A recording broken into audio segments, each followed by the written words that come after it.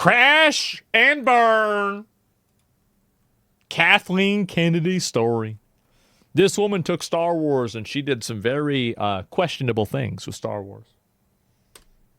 Kathleen Kennedy. If ever there was a name synonymous with the destruction of pop culture franchises, the humiliation of Kathleen Kennedy. If ever there was a name synonymous with the destruction of pop culture franchises, the humiliation of beloved legacy characters, creative mismanagement, missed opportunities, and the unwelcome injection of the message into modern entertainment, it's this one woman. Yeah, other people have arguably committed worse crimes against cinema, but Kennedy did it first and she did it systematically and at a large scale. I think that's the difference. Biggest. And now that she's finally, officially, definitively stepped down as president of Lucasfilm, Thank to the God. relief of literally dozens of Star Wars fans that are still invested, and beginning her extended walk into the wilderness of retirement, it seems like the right time to make what I hope will be my last ever video on this subject. Because if anyone deserves a crash and burn, it's her. Not so much because she nuked her own career and torched her own legacy. We'll get to that in due course, though. Yes. Am I the only person that, like, I thought that it was so stupid? Like, if I was going to tier list the characters that are the ones that I like the most in, like, the new Star Wars trilogy, I would go Kylo Ren, Finn, and then maybe some other random extra, and then after that, I'd say Rey. Like, I like both of them way more. Yes. But because she managed to burn down literally everything around her, leaving a trail of devastated IPs in her wake, while somehow holding on to power as head of one of the biggest studios in the business. Rey was so Perhaps the greatest example of failing upwards that Hollywood's ever seen. And believe me, it's seen a lot. So grab your bargain bin Rey Skywalker action figure and let's embark on Crash and Burn, Either of them would have the been Kathleen Kennedy story. Kennedy was born in 1953 in Berkeley, Damn, California, one of three daughters of Donald Kennedy, like a judge, and Dionne Marie, a part-time theatre actress. After majoring in telecommunications and film studies at university, she soon found work at a local TV station in San Diego as a camera operator, floor manager, and eventually a production coordinator. Of course. It was clear, though, that if she wanted to progress in the business, she'd have to move to LA, which she did in 1978, and soon landed her first job as a production assistant to John Milius, who at the time was overseeing Steven Spielberg's troubled comedy movie 1941. The reason why she looks so good for her age is because she never stressed out about making good movies. She never stressed herself out about, oh wow, am I destroying the franchise? She never even think about that. Yeah, she didn't worry about it. Basically, her job was to take notes, run errands, and make coffee. Three things that she was spectacularly bad at. I remember Kathy came into the room with her steno pad and her pencil, and she was horrible at taking notes, and she was terrible, and she didn't really know how to do it very well. But what she did know how to do was interrupt somebody in mid-sentence. We'd be pitching ideas back and forth, and Kathy, who's supposed to be writing these ideas down, suddenly put her pencil down and would say something like, and what if he didn't get the girl, but instead he got the dog? What? Right. Spielberg, though, for whatever reason, took a liking to her and hired her as his personal assistant for Raiders of the Lost Ark.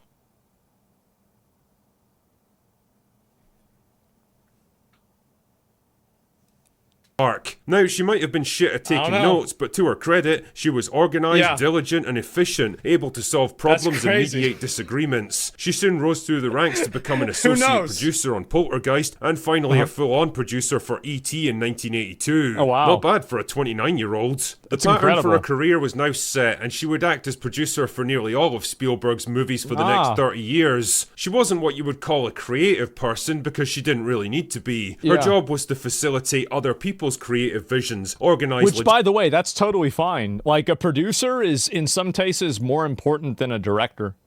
Like, I remember whenever I would try to record things, and, like, we had this other guy, like a friend of mine, and he would basically do the producing of it, and, like, this guy just made everything work better, and when we didn't have him, nothing happened. Like, literally just nothing happened. logistics, overcome all the problems and hurdles that cropped up along the way. It might not have been sexy or exciting work, it wasn't the sort of thing the general public ever got to see, but it was important and it won her a lot of respect in the industry. She was a project manager, basically, and to be fair, she was good at it. Her work on the Indiana Jones movies also brought her into the orbit of two other men who would turn out to be cornerstones of her career, George Lucas and Frank Marshall. In the case of the first man, they became close colleagues. I do think that it's funny that, once again, it's another woman who basically gets every advantage handed to her by men, that then whenever they finally have an opportunity to make their own content, it's all about female empowerment. And your videos about female empowerment are garbage because you never got empowered because of anything else other than, I don't know, some other bullshit, right? Maybe you're good at your job, maybe not. But I do think that anytime that I see an attractive person, like an attractive young female that's in a position that's a very, very high level position, and it's by, like, they've been put in that position by an older guy, like, maybe this is unfair, but I do have a bias there. I do. And friends and stayed that way for decades. Maybe not so much today though, and in the case of the latter, they were married by 1987. As you can probably imagine, having close personal relationships with three of the most powerful and respected men in the business did wonders for her career. Surely the different industry that was exposed by Harvey Weinstein and all the other types of bad behavior in Hollywood with, like, Diddy and everything, surely nothing like that ever happens. Surely, there's no way anything like that ever happens. I'm not saying that's what happened, but I am saying that, like, people that gain advantages that way, I think that their perception on what empowerment is and what a hero's journey is not really in line with what the average person believes. And by the mid-90s, she was regarded as one of the most influential producers in the industry. She even co-founded Amblin Entertainment with Spielberg and the Kennedy Marshall production company with her husbands. All good stuff, and if she'd continued on this course of producing and overseeing individual movies, she probably would have had a stellar career and retired as the single most successful female producer ever. As it turned out, though, fate had other plans for Kathleen Kennedy. Too far, remember George Lucas that she'd befriended back in the 1980s? So somebody's saying that, like, actually it might not be that, it's the Peter principle, which means that basically the reason why you have people in positions of management that are incompetent is people keep getting promoted past the positions that they're competent in until they reach a position that they're incompetent in which case they do not receive a promotion past that because they're incompetent at their job. There's actually a really good chance that could happen too. That's a great point. You're right. Well, by 2012, he was getting old and burned out after making the Star Wars prequels and Kingdom of the Crystal Skull. Disney were offering to buy up Lucasfilm from him, and he was very much tempted by the offer, but what he really needed was a safe pair of hands to leave the company in. From his point of view, Kennedy seemed like the perfect choice. He knew her personally, he trusted her, and when it came to experience, there was nobody who could rival her. So, in late 2012, the deal was done. Disney bought over Lucasfilm, and Kathleen Kennedy was installed as president of the company. Damn. 2012. A move that few people took issue with at the time. That, however, would soon change. Things started out well, at least. J.J. Abrams, arguably the safest pair of hands in the business at the time, delivered a massive box office hit with The Force Awakens, the first movie in a new Star Wars trilogy. I feel like there's, like, no chance this would have gone badly. I mean, you brought back Harrison Ford playing fucking, what's his name, Han Solo. You've got this cool new lightsaber. This is the first Star Wars movie in, like, 20 years. Like, there is no way this was going to go bad, really. Like, I mean, I don't see it happening. It was just a glorified nostalgia trip and a thinly disguised rehash of A New Hope. But who cares? Like, Star Wars was no back, universe baby, where it was going and to fail. It was bigger than ever. The following year, Rogue One proved that Star Wars could release spin-offs and prequels to the main story that were still financially viable. I thought Rogue One was good. Honestly, I did. And it's weird that, you know, I don't know why. It seems like a lot of the stories that they told that were, like, not the mainline ones were better. Like, I've heard good things about Mandalorian, and people like Andor a lot. But it's just the main movies were, I think, mediocre. To potentially kickstart an entire cinematic universe just like the MCU. Unfortunately, Yeah. the good times weren't to last. Oh. See, going from producer on specific film projects where you have very clearly defined tasks, objectives, Yeah. and responsibilities to head of an entire studio that was centered around one man's creative vision is a pretty big leap that demands a whole new set of skills. Yeah, I think skills that's that true. Kathleen Kennedy absolutely didn't have. What she Yeah, needed- like logistics is very different than like artistic vision. It's totally different. And I think that these are equal quality of skills. It's not like one of these things where like, oh, the people that are the artists are better than the people that are logistics. I don't believe that at all. I think that actually like both of these are equal and just as valuable as each other, but you have to have both of them. And you have to have a person that is able to understand both of those that's in the highest level of leadership position. was a strong creative vision Just for how it where is. she wanted to take the franchise and how she was going to get it there. She needed to plan and map out release schedules for multiple films with directors and writers that were actually suited to the projects in hand. She needed to keep people on track, monitor progress, and juggle multiple projects at the same time. She needed to be a leader now, not a facilitator. Yeah, exactly. And this is where it all started to go wrong. Kennedy had hired up-and-coming director Rian Johnson to write and direct The Last Jedi, the second movie in the sequel trilogy. Unlike JJ though, who was all about nostalgia and fan service, Ryan was determined to shake things up and subvert fan expectations, not live I thought that was so stupid. Like every time that somebody tries to subvert fan expectations, I think that subvert is disappoint 9 times out of 10 with a lot of people that are making movies and media now. It's just, oh yeah, we're going to subvert expectations by not meeting them.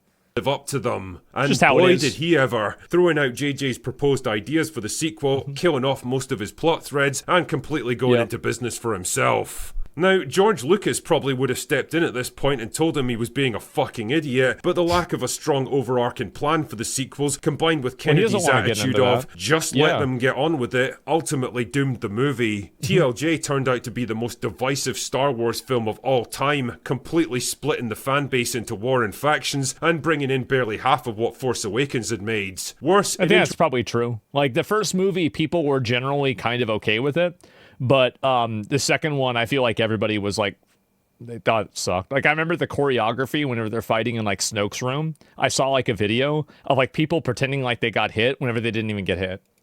introduced identity and gender politics ridiculous. into Star Wars in a way that had never existed before. And believe me, this was intentional. One of Kennedy's goals with Star Wars was to increase female representation on screen in the Why would that be your goal? Why would you make that a goal? How does that serve the audience? That doesn't serve the audience, that serves you.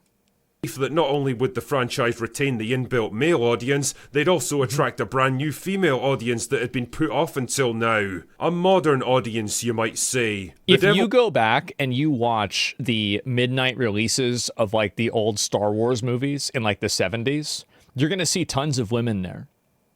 This entire concept is just bullshit to begin with. It's not even true. Although is in the detail, and no idea can survive bad execution. Suddenly people were say it, hyper yeah. aware of overpowered, overbearing girl boss characters like Rey, Holdo, and Rose Tico, and they didn't like them. Kennedy's decision to take part in the Force's female The Force is female. Give me a fucking break. Are you kidding me?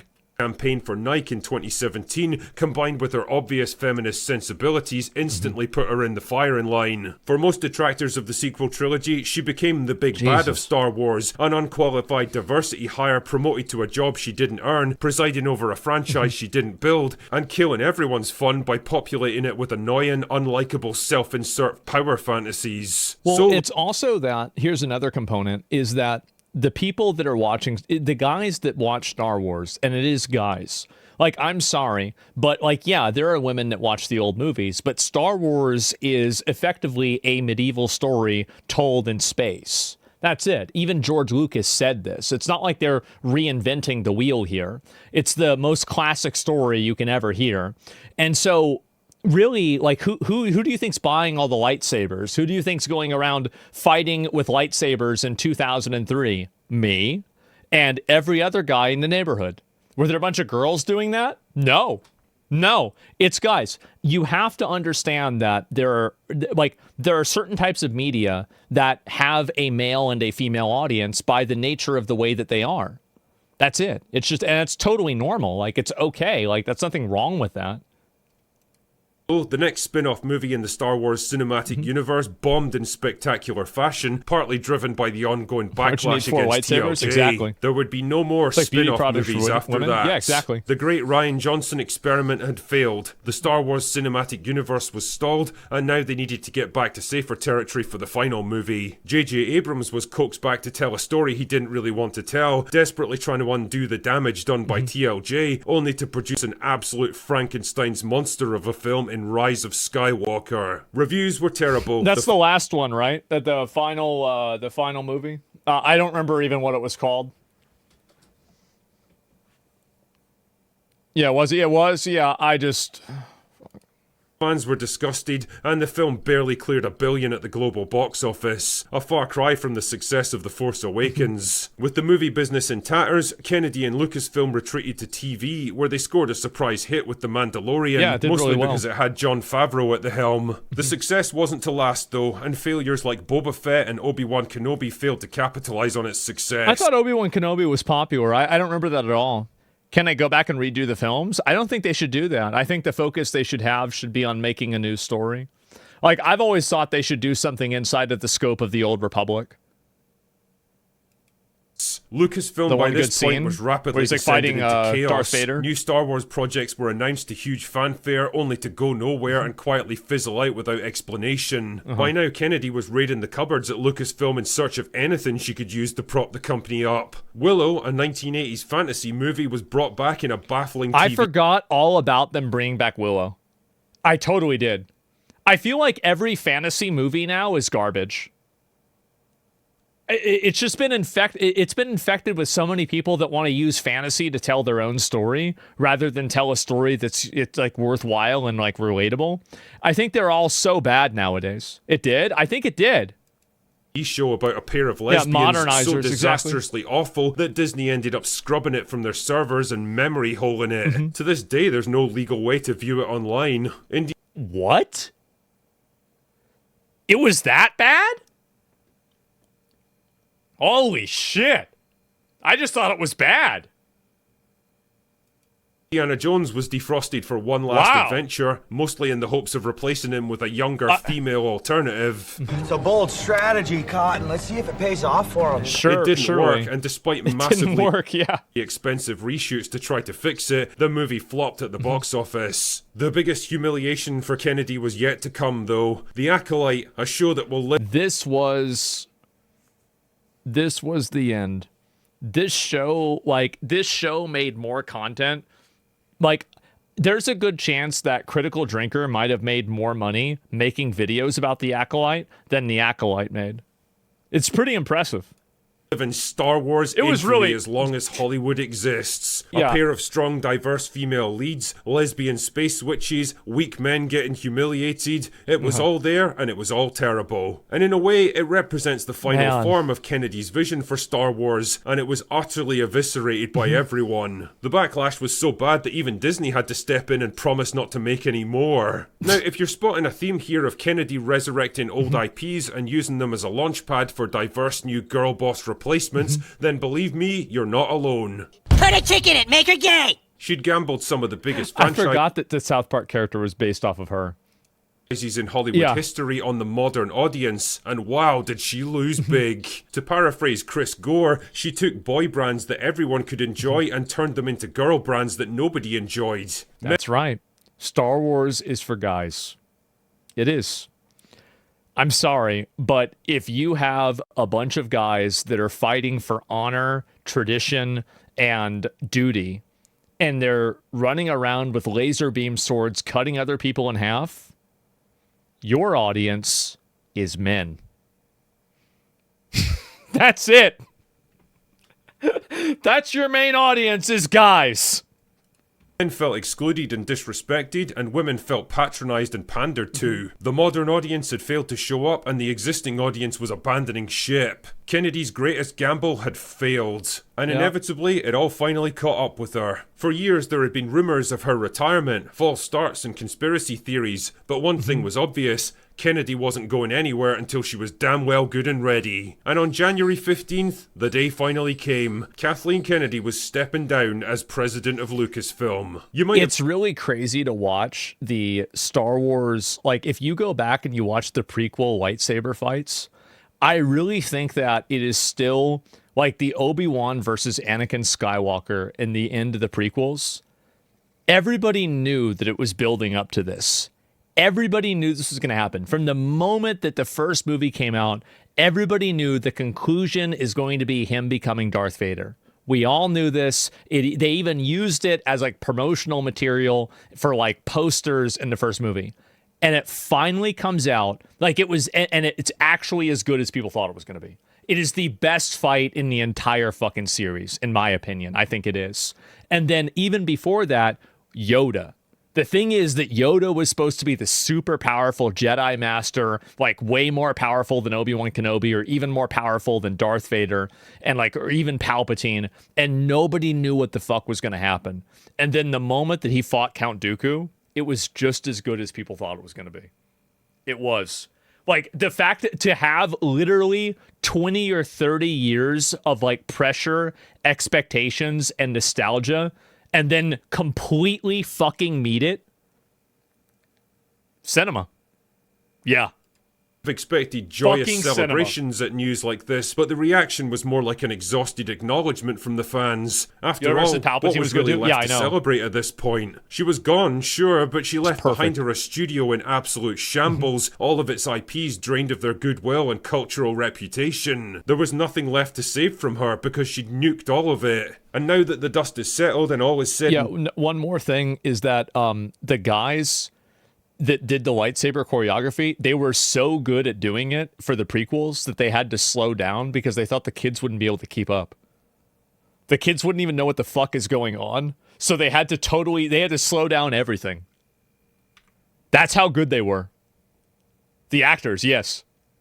Left to save from her because she'd nuked all of it. And now that the dust is settled and all is said and done, how will posterity judge Kathleen Kennedy? Will she be remembered as one of the greatest producers in Hollywood history, or the woman who oversaw the biggest act of brand destruction the industry's ever seen? Probably both. She'll certainly do her best to rewrite the narrative in her favour, that's for sure, like the lengthy interview with Deadline where she focused entirely on her successes and dismissed her failures and mistakes as someone else's fault. Mostly the small but vocal minority of toxic Star Wars fans who just couldn't see her brilliance. Yeah.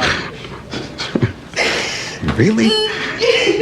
Yeah, sure, whatever helps you sleep at night, Kathy. Yeah, sure. You know, for someone Sure, who's lady. all about breaking barriers and challenging female stereotypes, she's not exactly dispelling the myth that women are more averse to accountability, self-reflection, and owning their mistakes than Movie Bob is to a treadmill. Times have changed now, and paid shills and industry trades don't like the narrative on Hollywood legacies anymore. The internet does. And unfortunately for Kathleen Kennedy, Forgot all about him. the internet never forgets. No, they don't. Anyway, Wow. That's all I've got for today. Go away now. What a fucking video. I didn't even know a lot of the stuff with like her doing Indiana Jones. I guess it makes sense because she was president of Lucasfilms and like they made it. But I just never really connected the two at all. And good video. Oh, incredible video. I absolutely loved it. It was great. I love Critical Drinker. I think he's so funny. And have you seen a Darth Maul trailer? Well, that's the thing, right? Is like, and I remember I was there fucking at like, I don't know, 4th grade or something like that. And like Darth Maul, because in the trailer, you know, he has the thing forward and then the fucking, the lights come out of both of them. And I was like, oh shit. Like, this is the coolest fucking thing I had ever seen. And then, like, the fact that they tied it into the lore and everything, the two sabers, yes, I have not seen the new trailer. I haven't. We'll watch the new trailer. Just because we're looking at Star Wars stuff, I know what you guys are talking about, but I was just finishing a thought that I had about the prequels earlier. The only thing that I was unhappy about with the prequels is that they didn't show... I was hoping they could have showed a little bit of Darth Plagueis, right? I thought that would have been cool. But otherwise, I thought it was pretty much great. I did. And, you know, some of the, you know, the story beats, you know, people didn't really like it as much. But overall, I thought it was great. And watch the fight, please. Yeah, I'll look at it. Trade War is awfully boring plot. Yeah, exactly, right? But, like, the movies themselves, the fight scenes were fucking insane. I love them. So this is, okay, so let me, give the video a like, and I'll link it one more time, and then we will watch the new trailer, okay? I haven't seen it at all. Animations are mostly on point. Oh, dude. I remember, how many of you guys were like, you know, we were like young, right? When the Clone Wars came out. That had no business being as good as it was. It was like, it was a cut above everything else that was on Cartoon Network. It's like it came on, it felt like whenever I was watching that, I went from watching a TV show into watching a movie. It was amazing, man. It was. Like, I remember, like, dude, it was so fucking good. I watched it constantly. Anytime that was on, I've even seen, like, YouTube shorts, or, like, little clips of it. I've even gone back and watched it again. And it's like, was I right? Was this show actually good? Yes, it was actually fucking good. It was so fucking good. It was amazing. Makers to Samurai Jack, too. Yeah, Samurai Jack was another really good one, too. But I do feel like that was the main one. Vivek's Hand, thanks to the 10 gifted subs. I appreciate that. And I felt that way about Samurai Jack. Well, yeah, there was Samurai Jack was the... I would say that was, like, number 2. Like, those were the 2 shows that, if they ever came on, I would never change the channel. Like, those were the 2 shows that I would watch constantly. I love that fucking show. And I'm trying to think besides... And then after that, I guess I went to, like, watching anime, right? Like, you know, Dragon Ball Z, or, you know, like Full Metal Alchemist, Ghost in the Shell, stuff like that. I really love those shows. Like, back in the day, I was such a big fan of them. So, yeah. And Jar Jar Binks' thoughts? I mean, George Lucas needs to tell us what the actual vision was. Because I am a believer. I am 100% a believer. I think that they absolutely had all that planned out, and they roached out on it. They did. They saw, like, people didn't like him in the first movie. He was too much of, like, Darth. I think it's real. And what really sold me on the conspiracy theory was the facial, like, whenever he was mouthing the words that other people would say. Because, like, think about how much time and money it would take to do that in the year, like, 2000, right, or 1998. Like, millions and millions of dollars was invested in this. There's no way they didn't have that as a plan. Facts? Yeah, if you don't know, you got to look it up. Fully animated character plus everything matter? Yeah, exactly. So this is the new Darth Maul trailer. And that's another thing, too, is that Darth Maul, like, I mean, for all intents and purposes, like, I thought he was dead, right? After the first, I mean, it's kind of obvious he's fucking dead. And so he was so popular and people liked him so much, they literally fucking resurrected him.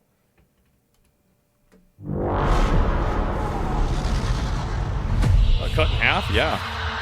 Times have changed. I will show you the galaxy for what it truly is. I'm so glad this is animated. See things from a new perspective. Is this what our future holds? Always running. Rather than some bullshit. Same? Yeah. I invite you to look more closely. What are we dealing with? Good question. You know who I really hope they flesh out? Is that, like, there can be overlap with this is Count Dooku. I always thought Count Dooku was the most compelling character, especially coming back from a retrospective in the prequels. I thought he was the most compelling and complex character. And I offer Mace Windu? you Yeah, sure. an opportunity.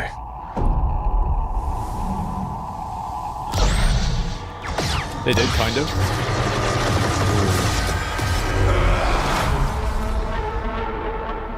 Maul. Man. We have all been made to suffer. We survive, but do not live.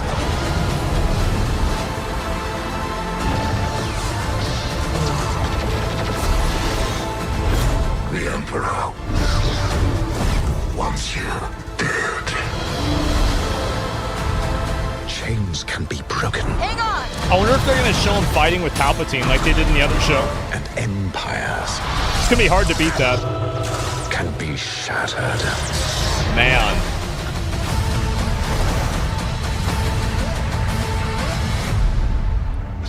Doubt it? I don't think so either. They might if it's really good, man. I'll tell you that. And cinema, yeah, that's so fucking badass, man. Yeah, I will 100% watch this. I mean, of course I'm gonna watch this.